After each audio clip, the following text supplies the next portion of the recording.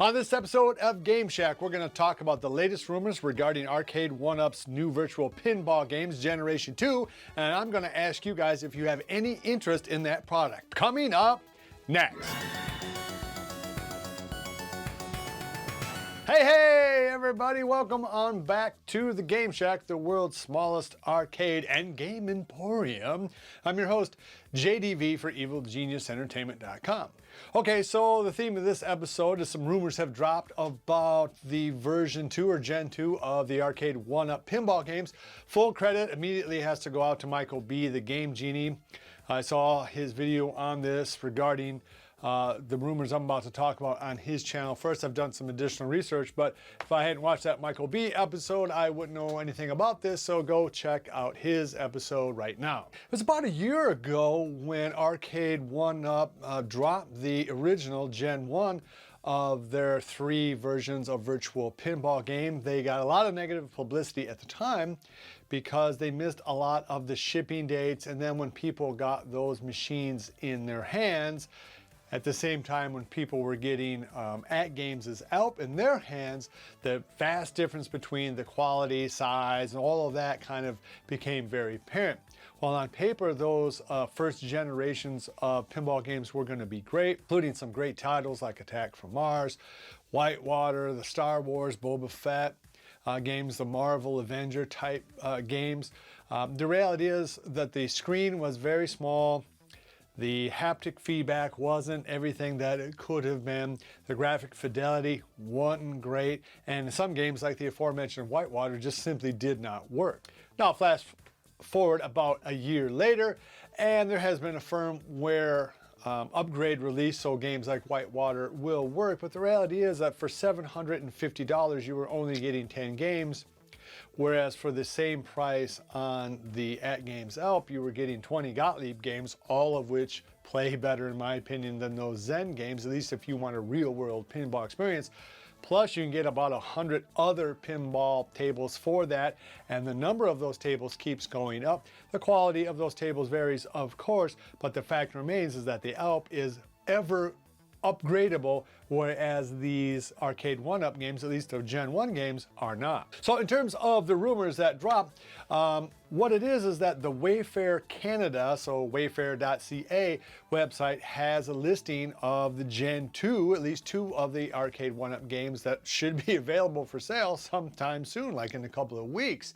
It means about $9.99 here US, if presumably they get released here. There wasn't much more information about it other than one game had 9 games and one game had 10. The skinning or the pictures of the games basically looks exactly the same, although there's some Arcade1up logo on there now, but no other real information in terms of, you know, has the screen size gotten better? Is the graphic fidelity any better? Because it was a 1080 screen in those Gen 1 games, but only was outputted at 720. The refresh rate, I think, was 60 Hertz as opposed to the better 120. I mean, there's still a lot of unanswered questions, including pricing here in the US, but again, I would assume that it would be something like $9.99. Some of the questions that I personally would like to have answered is, if you buy these Gen 2 games, are you going to be stuck just with those 9 or 10 games, or is there some sort of upgrade path? I'm going to say this right now.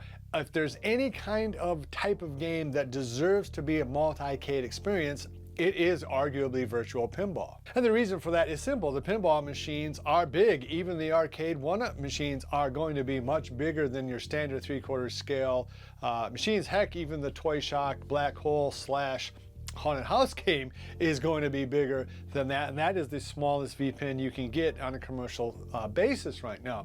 They're big machines, and the reality is that you really tend not to look at the side art or the art on the pinball machines. Yes, you can have really good art or really bad art on a pinball game, but more than likely it'll either be next to another pinball game, a wall, have other machines next to it. So it's not really that important of a thing.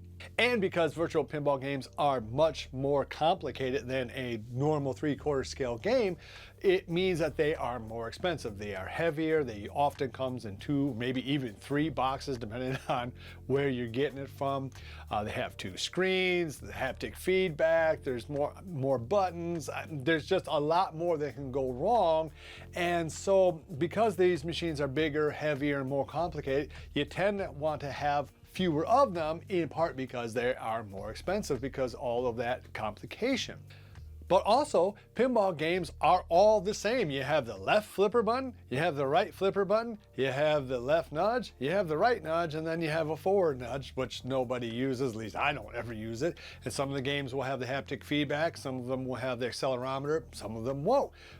But that's it. All pinball games are essentially the same in terms of their control set, which of course is completely not the case for video games.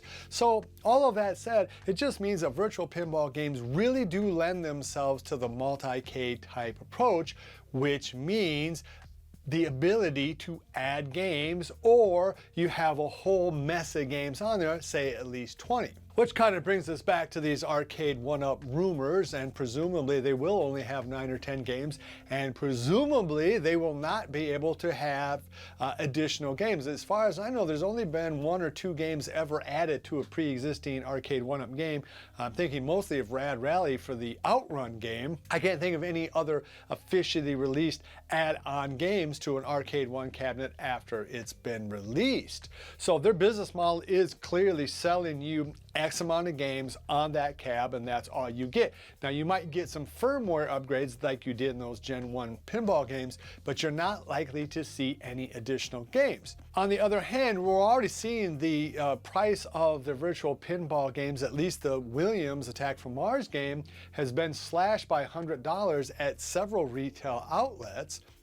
And I can only think the reason for that is that there's not a whole lot of interest in those games at $750. So I guess the basic question would be, are you interested in $999 version of the same basic type game that we got in Gen 1, which is 9 or 10 games, 720 screen, 24 inches, and not super great haptic and accelerometer and the inability to add games, or is that just a total no-go? On the other hand, we don't know everything yet. It is possible that the reason why they've increased the price by a fairly significant amount, $350 for this new William table versus the old one, which is on sale right now, that $350 you would presume would have something different, either a better screen, better graphics, better haptic feedback, the ability to add games. Something has to be different, or that Wayfair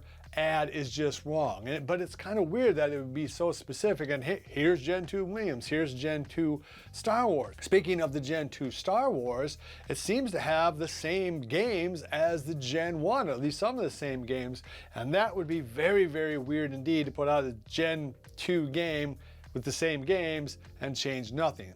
So something's got to be wrong there. Either the games list is wrong, or they are increasing some sort of level of quality on the game. Either the ability to add games, the screen will be better, the play will be better. Something's got to be different if they're increasing the price of these games by 25 to 35%.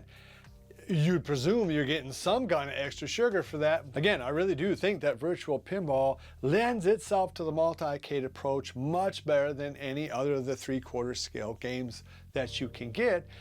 So I'm really hoping that these new tables are, one, real, because I do think that they look amazing. I mean, clearly they look better than the Alp, at least on the outside, but we know they don't play better. So I'm hoping that they are real, that they do play better, and I'm really hoping that you can add tables to any individual machine.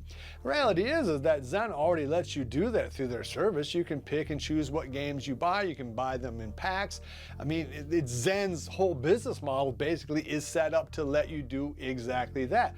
Buy specific pinball games for your homebrew table or for your PC or whatever. So it does make sense from Zen's standpoint to have this upgradable table idea through Wi-Fi, but that is counter to Arcade1up's current business model. But again, vpin lends itself to the multi-cade approach better than standard 3/4 scale video games. What do you guys think? Are you interested in Gen 2 games? Should they be real? Are you interested in them at $1,000 / 1,300 Canadian, especially if it doesn't have upgrades? If it does have some upgrades, would that entice you a little bit more?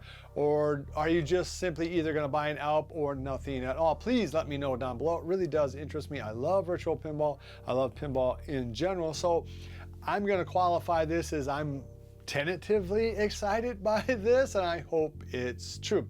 All right, if you like this show and like this kind of content, please give me a thumbs up on the way out the door. It really does help. If you haven't subscribed, please subscribe to the channel. It really does help us keep making more content.